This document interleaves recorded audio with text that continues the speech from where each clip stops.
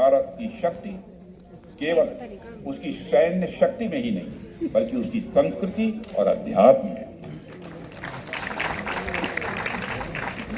भारत वह भूमि है जहां पर वीर अर्जुन जैसे योद्धा हुए, तो भगवान बुद्ध जैसे महायोगी हुए। भारत तो वह भूमि है जहां तलवार भी तपस्या से पवित्र होती है।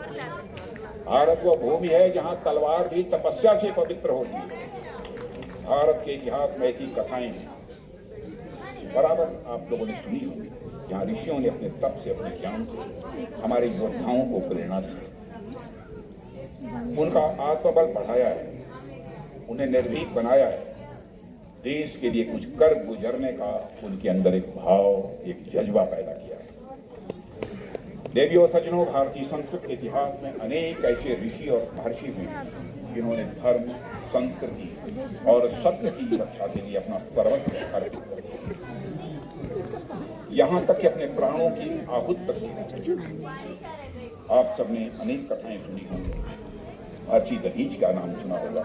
महर्षि दधीच ने इंद्र आदि देवताओं की रक्षा के लिए अपने अस्थियों का दान कर दिया। उन्हीं की हड्डियों से बने वज्रास्त्र से इंद्र राक्षसों को पराजित करने में वह सक्षम हो पाए थे। इसी तरह अनेक ऐसे ऋषि और मनीषी हुए हैं जिन्होंने खुद को केवल तपस्या तक ही सीमित नहीं रखा, बल्कि संस्कृत के उद्धार में भी अपना बहुत बड़ा योगदान दिया है। इन ऋषियों का जीवन हमें सिखाता है कि संस्कृत केवल पुस्तकों या परंपराओं में नहीं बसती है, संस्कृत इस देश की आत्मा में बसती है। और जब तक हमारी संस्कृत में यह तत्व जीवित है मेरे देवियों सज्जनों, तब तक भारत अमर रहेगा। दुनिया की कोई ताकत भारत से निकाल नहीं सकती।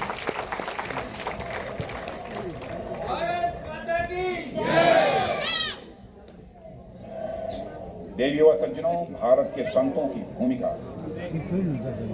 देवियों व सज्जनों, भारत के संतों की भूमिका समाज के हर क्षेत्र तक फैली। मैं जब यहाँ पर आ रहा था तो मैंने महाराज जी के द्वारा किए जा रहे कार्यों के बारे में कोई मुझे बता रहा है। ये जानकर बेहद खुशी हुई है कि महाराज जी ने और उनके अनुयायियों ने आध्यात्मिकता की एक नई परिभाषा करी है।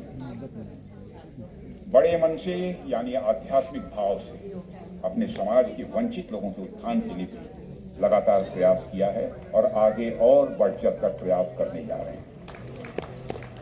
समाज के एक बड़े तबके तक शिक्षा और स्वास्थ्य सुविधाएं पहुंचाने की दिशा में आप जो महत्वपूर्ण कार्य कर रहे हैं और करने जा रहे हैं, उसकी जितनी भी सराहना की जाए वह कम है।